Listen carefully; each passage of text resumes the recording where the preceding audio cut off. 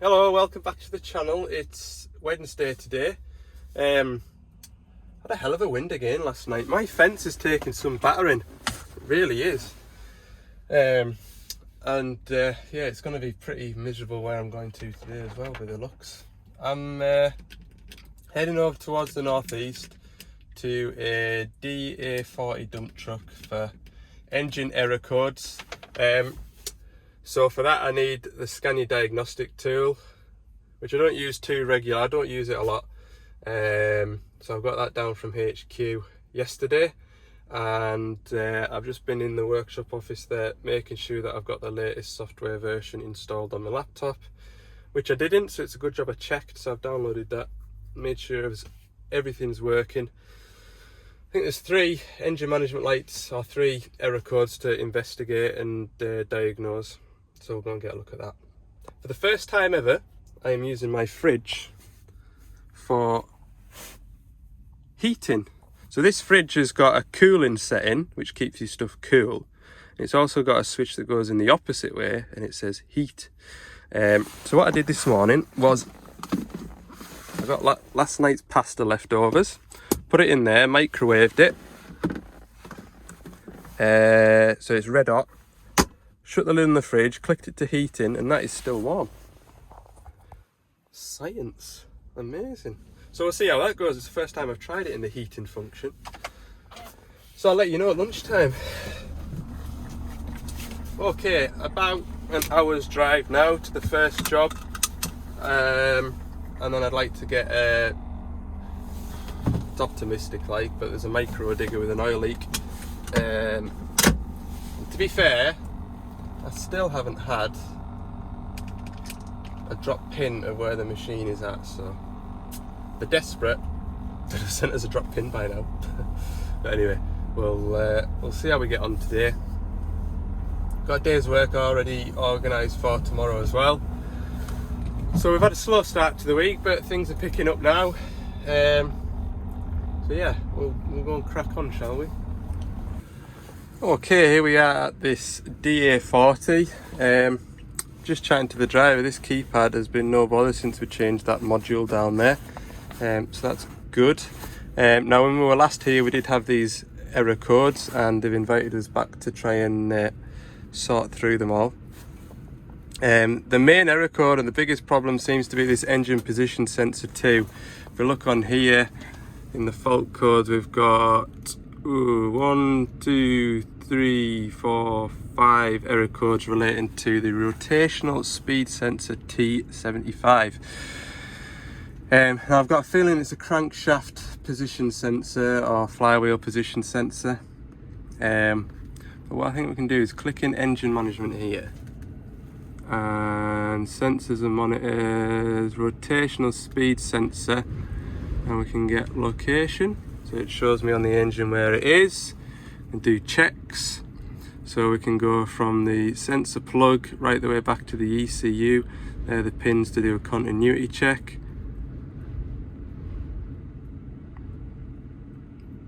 Gives you the part number 2, that's clever. Components, what's that mean? That's gives you a... Alright, the resistance between the 2 conductors should be 450 ohms. So between pin 1 and pin 2 for this sensor, I should expect 540 ohms plus or minus 10%. That's all interesting stuff. The other error code I've got is exhaust brake actuator can time out. So we'll see if we can see the exhaust brake actuator. Hold on. Exhaust brake actuator, electric motors. Actuator for exhaust brake. And again, we can see the location as you'd expect, just after the turbo. You can see the componentry of it. We can see the different can high, can low, ground, and voltage supply of 24 volts. In my experience, the motor stops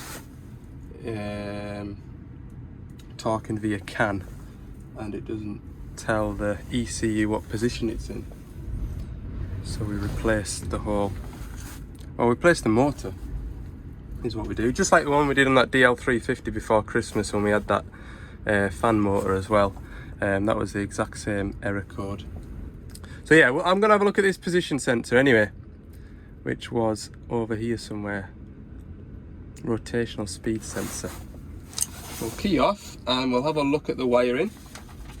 Where's the key out in here? There it is. We'll have a look at the wiring and we'll remove the sensor. There should be a, what did it say? 540 ohm resistance, and there should be a gap as well of 15 mil, I think it was. Where did I find that information at? I'll do a bit more digging, hang on. There, I found it, 1.5 mil. So what we do is we measure the sensor and measure the depth of the hole to the flywheel, hopefully, and then subtract the sensor from the depth of the hole, and hopefully we should be within 1.5 mil. We'll see. But we'll have a look at the connectors as well and the state of the wiring. Right. Crankshaft position sensor, flywheel position sensor is there.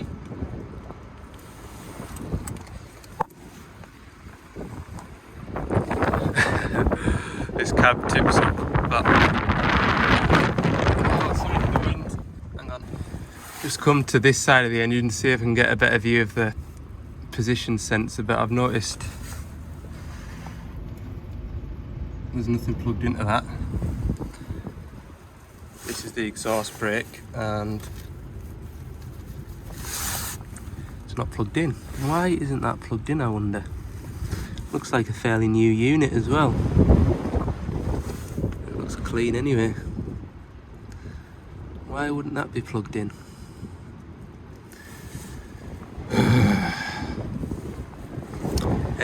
Yeah, access to the sensor back this side isn't great either. Right, I'll talk to you in here out the wind. Taken the decision to lift the cab on the machine, which isn't a decision you take lightly because they're a bit of a fight, like. And with that comes paperwork and permits, so we're just getting that organised, and then we'll throw the cab over, and that'll give us a better look at the sensor. I'll be able to check it properly. Maybe one of them where you just suspect the sensor, order one, come back and then lift the cab and then put the sensor in and then find out that that's cued it. But I'm here now, so we'll have a look at it. So I'll show you from this side because the wind's blowing from the other side. There's two pins like this that go through there, and this is what holds the cab down. So you take both sides out and then you jack the cab up. That's fine. It's when you come to put it all back down, I've found that they don't line up very well. And you get one side in, you come around this side and it's miles away, so it's a bit of a fight. I'm just hoping that it's not going to be too much of a fight. Talking to the quarry manager about why that might be unplugged. Apparently somebody else has been at this and diagnosed that the engine harness could be faulty. In which case that could also tell me why the engine speed sensor isn't working properly as well. So I need to get in and about it and have a real good look over it. Here's what's under the cab then. Big transmission, little drive shaft, and my position sensor there. Looks a bit crusty. I'll get all these cable ties cut and we'll follow the wiring loom back. Just inspect it for any damage. Pull that sensor out, see what the end of it looks like as well. Go from there. It's really windy, so I'll try and keep these shots to a minimum. Okay, there's the sensor. It's still plugged in. Well, I'm not sure where the plug is yet. A bit of muck on there, but I don't think that would stop it. There's two bolts as well in here, two bolt holes. There's that one there and that one there. I thought it was like a Y-shaped bracket that held it down, but it turns out it's just the one. So I don't know whether mounting it in that position there allows it to sit further down. Possibly, not sure. Although there's another bung there, looking, that maybe allows for another sensor to be mounted. So what I'm going to do now is get my calipers and get the depth of that and get the depth of this and see if it's close enough. You'd imagine it would be because it's done 15,000 hours without any bother, but now it is bother. Tempted to think it's going to be a wiring problem. Okay, I'll do my best to do this out the wind. Got 26 mil there from the outside of that hole down to the bottom onto the flywheel, and this sensor is a bit longer. Best way to show you is like this, I imagine. See the gap? And there is a gap, but we'll have a look to see how much of a gap.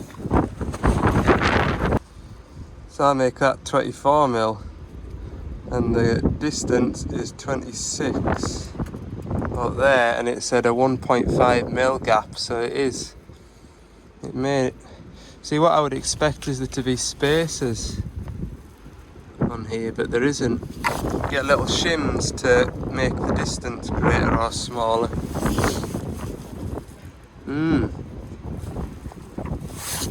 Not sure what to do now. Right then, I'll stand in here out the wind. So I probably should have done before I came out, but you just never know, do you? Spoke to a lad at HQ that's got a HGV background. He says he's changed loads of them sensors. They don't come with spacers, and it's probably always had that 2 mil gap and it's been fine. The error codes for it do say the signal is weak and you have to check the gap and things like that, and he says chances are that sensor's failed. He said, has it got 1 or 2 sensors on it? I said, it's just got 1, and I said I can see the hole in the casting for where the second one would go, and apparently on the trucks they brought out a rework where they introduced a second sensor as a fail-safe. So that's what I'm going to do, get a new sensor organised. I'll go in and talk to them, see if they want the machine.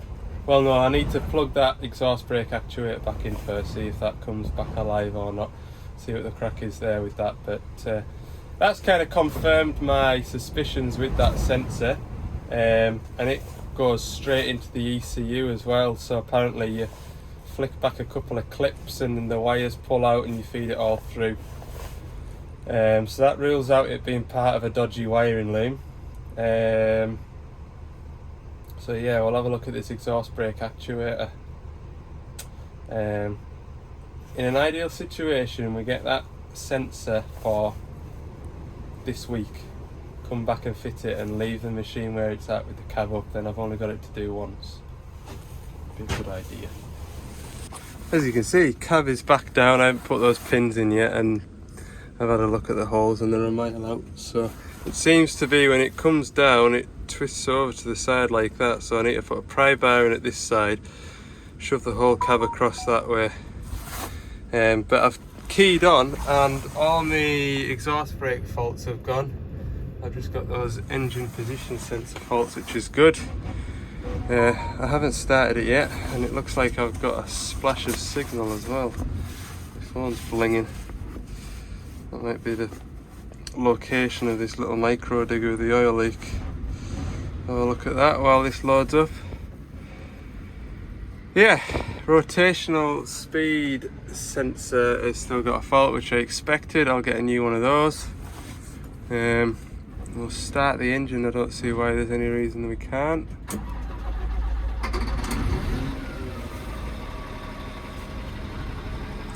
Yeah, it's giving a third error code now for that engine speed sensor when we were cranking it through the code up. So far, no sign of the that beeping noise.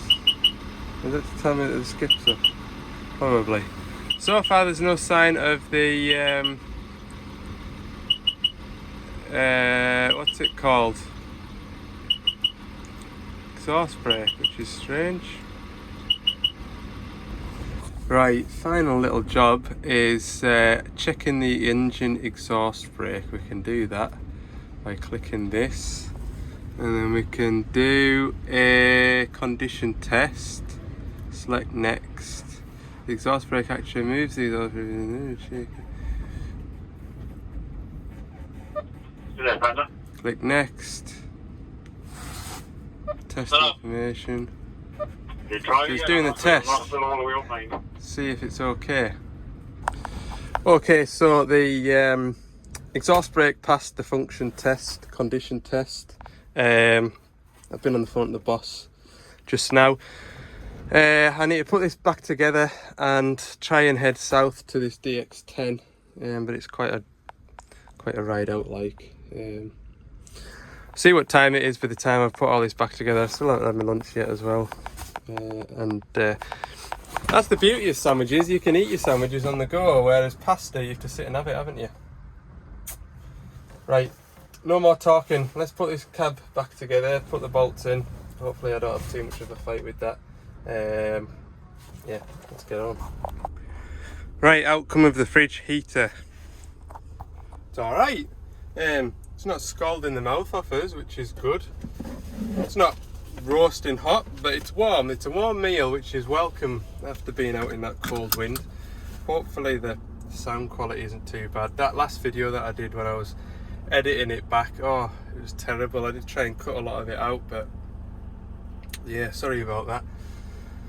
I'll have my lunch then, and we'll head down to this next job, which is a ways away. Good. It's 4:10. I am down in Lancashire now. What a fair ride out, like. Micro digger with an oil leak. Let's go and see what the crack is. I'll have a word with this lady here, see if she knows. Ooh, it's a rough old bit. Right, I've got the pipe off. I was hoping it wasn't going to be a pipe and one of those fittings that go onto the valve chest. I was hoping it was just going to be a loose fitting and a blown o-ring, but it wasn't to be. It is a pipe that's burst. It's a pipe for the boom down. So I've got it in the back of the van. The guys pointed us in the direction of somewhere that's 20 minutes away that I can get one made. I've phoned ahead and I should be there 2 minutes before they shut. So they're gonna love me, aren't they? And then when we get back, I'll show you which pipe it is, because I was just aware that a lot of spots will shut at 5 o'clock and I didn't want to be messing on. You know what I'm saying? Right, 20 minutes away, let's go. There we go. New pipe sorted in less than 5 minutes, and a real bunch of nice folk as well. TH Horn, looks like they're a Kubota dealer. Caverland, what else did I see? Crone. Yeah, absolutely marvellous. Sorted us right out. We'll get back through to the machine now. I'll learn from a mistake on the way here and avoid trying to join a main road for 250 yards before I turn off again. Fella's pointed us in the right direction. We'll get this pipe fitted, and with a bit of luck, get back up the road for home. I'm back at my machine. The fella's set up a light for us, which is really good of him. I'm just trying to feed this hose now back down through here. It goes onto the lift ram here, through this joint and onto here. Yeah. It's gonna be fun, this, like hellfire. Might need to go and get some more tools yet. Tell you what, my new torch is working out well for us. Great little job that. Right, that's the pipe fitted this end. I've got this rubber grommet to go over the end of this pipe. Put that there, you might be able to see.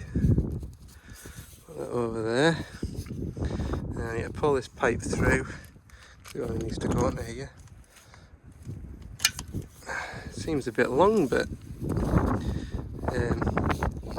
they were really thorough at measuring the old one.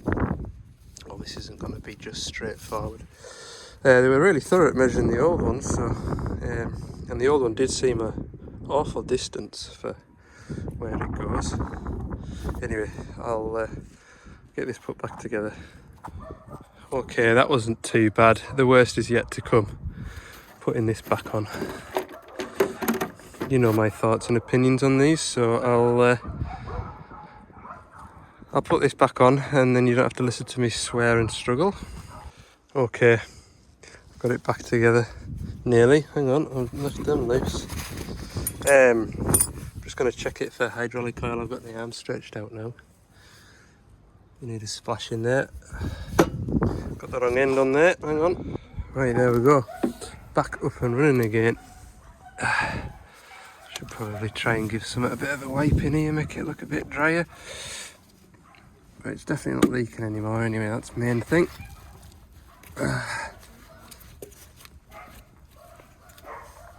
Yeah, right. Whew. Go back to the van now. I wonder if I should turn this off for him.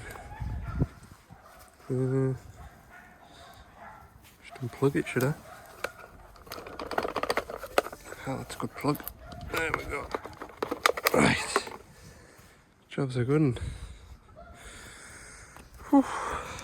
Look how cool that van looks with the high beam on. Oh. Can't see anything when you're walking towards it. Thought I'd leave the lights on, then I can see going up and down that track over there, because when I was walking up and down there in the daylight, look, I remembered to bring my torch back. Yeah, when I was walking up and down there in the daylight, all sorts of dips and hollers.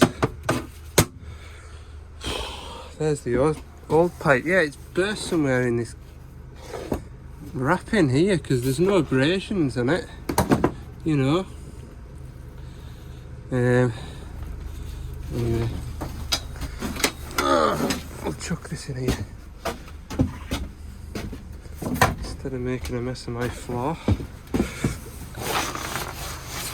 Right, what time of day is it? 6:15. I bet I'm a good hour and 40 minutes, hour and a half maybe, to get home. Kids will be in bed when I get back. Oh dear, never mind. Right. See you in the morning. Hello, it's Thursday morning now. Yesterday was a good shift. Put 300 mile on the van, or nearly 300 mile, and didn't get home till 10 to 8. So hopefully a little bit less time on the road today. Should be anyway. I'm heading out west to a DX27, and then what else is there to do? There's a DX62 or a 63. I can never remember which ones they are, but I'm going to go and have a look at one of those on the way back. So should be a nice quiet little day. I think I'll be back in the yard for mid-afternoon, but we'll see. There's a fresh lurgy going around, so I've managed to pick that up. Joys of having kids. Feeling a bit run down, but should be a quiet enough day today. We'll just get on.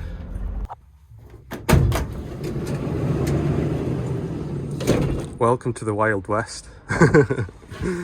Well, the weather hasn't improved. It has not. In the defence, they said there's space in the workshop if I want to go in there. But what I'd like to do is just try the machine out first, because the fault with it is, randomly and very intermittently, the main boom drops. And it drops like a stone, I'm told. It's just literally gravity takes it and drops it to the floor. It doesn't try and push the machine down, what I'm told, is it just drops. So to me it's getting a pilot signal to do that, and there is an orifice on the top of the spool which acts like a cushion. I'll show you it.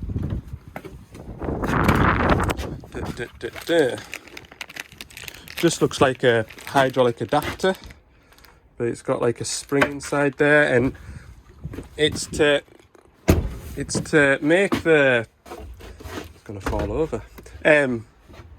It's to make the functions of the machine seem smoother, We added these to the early machines on the dipper arm in function to improve gradability, and it did help an awful lot. It just gives that, rather than when you let go of the lever it stops dead, it sort of cushions slightly.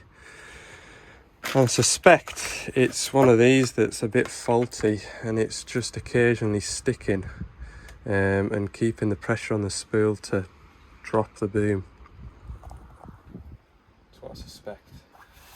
Whether or not, I'm going to have a play with it for 10 minutes, just 10 minutes, see if I can get it to do it.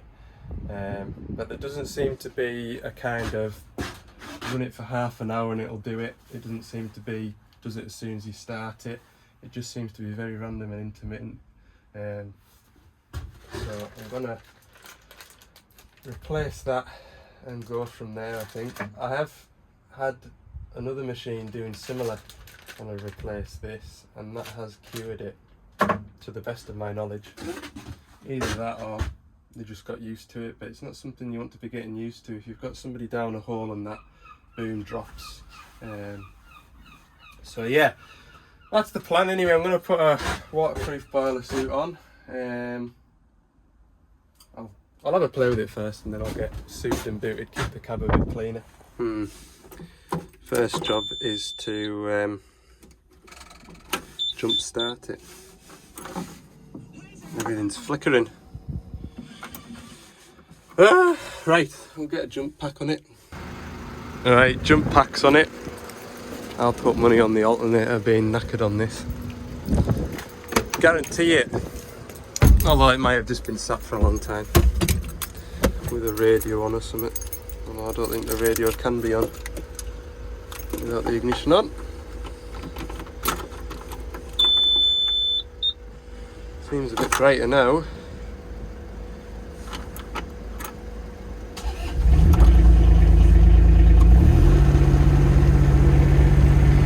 Right.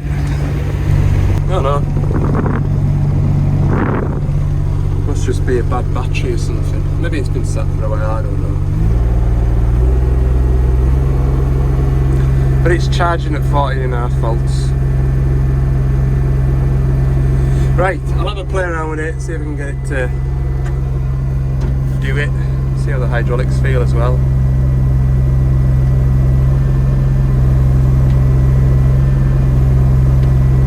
Yeah, you see, when I pull this lever back,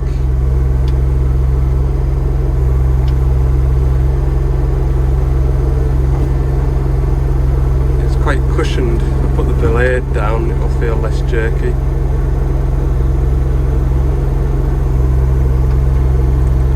That continued to go up a little bit there.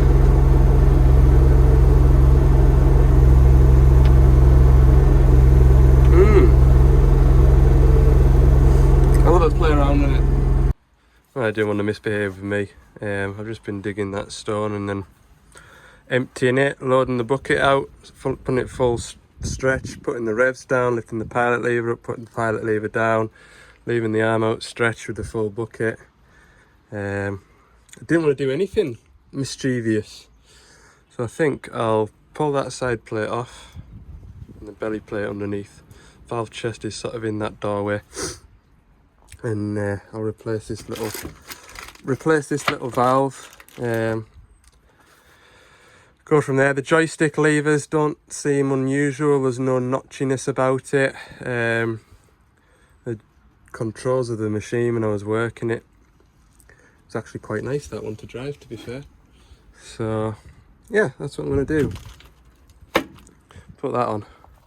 So this is the valve chest here. So this valve here is what would have been installed to help the boom cushioning. So there's one on this side and down here there's another one there, but the one that we need to change, I believe, is this one. I'll show you from this top side, but we've got these weird pipe fittings which I don't get along with very well. So you pull that collar off and then there's like a snap ring that you pull out and then this pipe just pulls out, which is grand there, but downstairs underneath it's a bit of a fiddle, so what I generally do is pull that collar back and you can get a spanner on it and just unscrew the whole thing. But that is the boom up function. So we'll change the boom down one and have a feel of it, and very nearly got upset changing that. Did what I normally do and unscrewed the whole thing out with the pipe still attached. Dangled it down, took the fitting out, swapped the fitting into the new one. Spent as long as I possibly could trying to thread that back in with the pipe still attached. Could not for the life of us catch a thread to get it started. So I had to separate the fitting. Got that screwed in first time. And then, oh, what a fight I had. It's like a push fit, so once you take this snap ring out, I'll show you on this one here. See that silver snap ring there? You kind of like encourage it back with a pick, and that just pulls out with a bit of wiggling. But see, try to get it back in. You can only get your fingertips on the end of it down here. Oh, hard work that. I've changed the joystick on one of these. In fact, it was that one there, wasn't it? In fact, I filmed it, didn't I? Because I could not get that dash to come apart to get that joystick out. And those joysticks have got those same irritating fittings. Oh, it's a grand job. I would imagine when you build the digger, you just go clunk, clunk, clunk, clunk, rather than spanner each one on.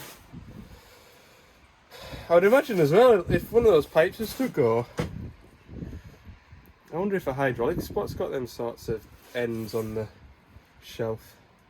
Anyway, I've never, touch wood, had to replace one.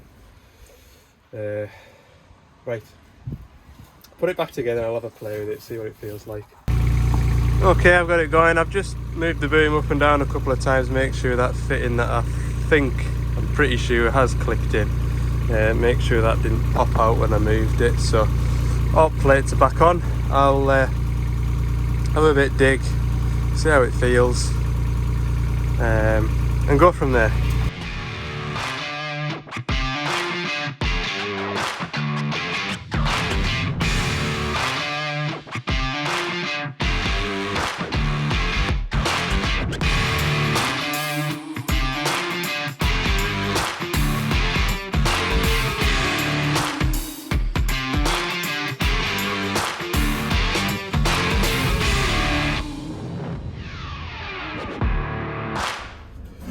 Well, as nice as it is to have a play, better go and look at the next digger.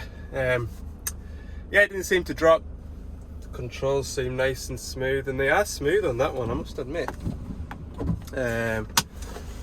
So we'll let them have a play with it in the yard. It looks like they're using both these machines to load Lyle tipper vans anyway, so yeah, it'll take no hurt having a play about with that.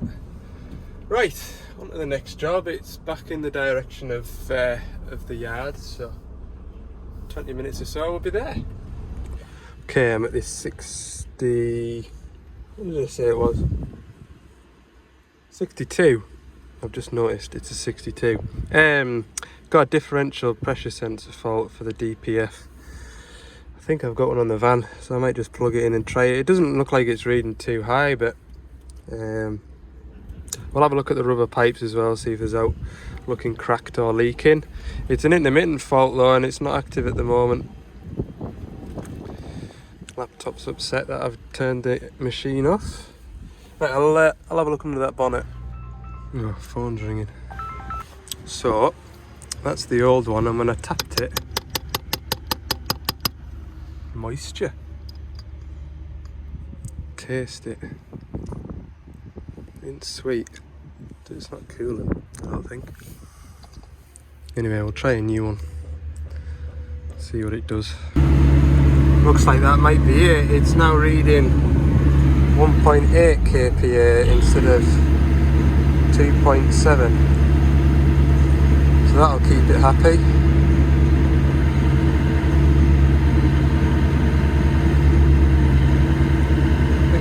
right now.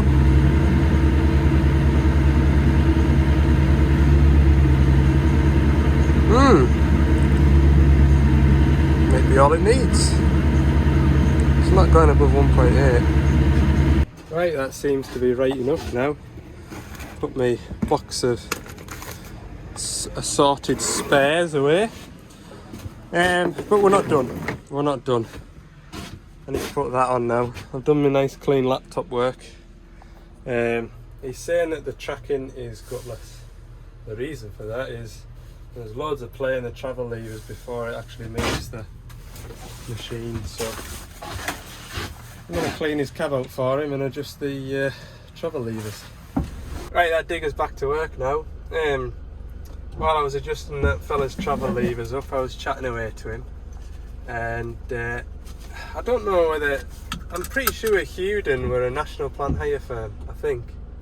But anyway, he'd worked for Hewden for over 26 years, and I remember as a boy, like, every other building site would have Hewden diggers on. Wherever you went on the motorways, you'd pass a Hewden crane. It's amazing, isn't it, how times have changed and Hewden's a thing of the past. So yeah, that was good to have a chat. Anyway, he's back to work, he's happy. It's 3 o'clock now. I'll go back through to Carlisle. I'll load up with parts for tomorrow. That sensor I think we got from Scania, because they had it in Carlisle, so I think Dan, the parts man, went to go and get that this afternoon. So I'm going to go back to that dump truck tomorrow. I've also got a 140-7 with an engine oil leak.